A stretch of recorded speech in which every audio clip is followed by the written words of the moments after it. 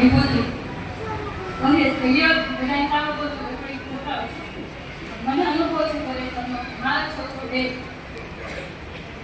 અત્યારે ચોથા ધોરણમાં છે અમે જૂના વાલી છીએ સાથે મારો બહુ તોફાની મને એમ લાગતું અને સુધારવો કઈ રીતે ત્યારે મને પરેશાનની ખબર હતી અમે પહેલાના પપ્પા એટલા ગયા હતા સર પાસે એડમિશન લેવા સરે બધું બતાવી સ્કૂલ બધી વાત કરી કઈ રીતનું છે પણ પછી આપણે બેનના પપ્પાને કીધું કે તમે બેનને લઈને આવો ને પછી હું તમને એડમિશન આપું મારે મેં ઇંગ્લિશ મીડિયમમાં બેસાડવા હતા એમના પપ્પાને નથી ફાવતું ઇંગ્લિશ એટલે સરે એમ કીધું કે પહેલા બેનને લઈને આવો એ હા પાડે તો મેં તમને એડમિશન આપું આ સરનો પહેલાથી નિયમ છે કે પહેલા પેરેન્ટ્સ બંને પેરેન્ટ્સ આવીને જોવે સ્કૂલ કઈ રીતનું છે પછી જ સર એડમિશન આપે પછી અમે બંને જણા કે બધી આખી સ્કૂલ ફર્યા બધા છોકરાઓ સરને જોવે ને ત્યાં સર પાસે દોડીને આવો અને મેં આ લોકોને કીધું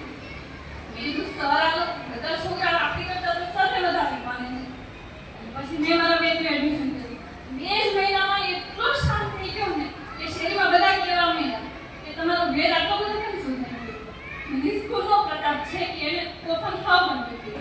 પછી વચ્ચે એને કંઈક મને પૈસા વગર ચોકલેટ કેવું લઈને બહાર જતો મેં કીધું સરને ફોન કર્યો મેં કીધું સર આવું થયું છે એક દિવસ એને આખો દિવસ ત્યાં રાખ્યો તો સરે રાત રોક્યો તો સરનું એક છે જ કે રાતે રોકાયો પણ તેને ત્યાં સર પણ સાથે ત્યાં ખવડાય મને ફોન પણ કર્યો બીજે દિવસે ત્યાં સરે નવડાય ત્યાં રાખ્યો બીજે દિવસથી સાવ સુધરી ગયો કે નહીં હવે કોઈ તોફાન જ નહીં ગયા વર્ષે સર પછી ત્યાં વેગા ને એટલે બંને છોકરા મારા આવીને કે અમારી સ્કૂલમાં નથી જવું એટલે પરેશ આવતા જ નથી મેં કીધું વરસ તો હવે કાઢવું અમારે રોજ આવીને બંને રડે કે અમારે સ્કૂલમાં જ નથી જવાનું હતું અમે ગયા વર્ષે તો મનમાં લઈને જ રાખ્યા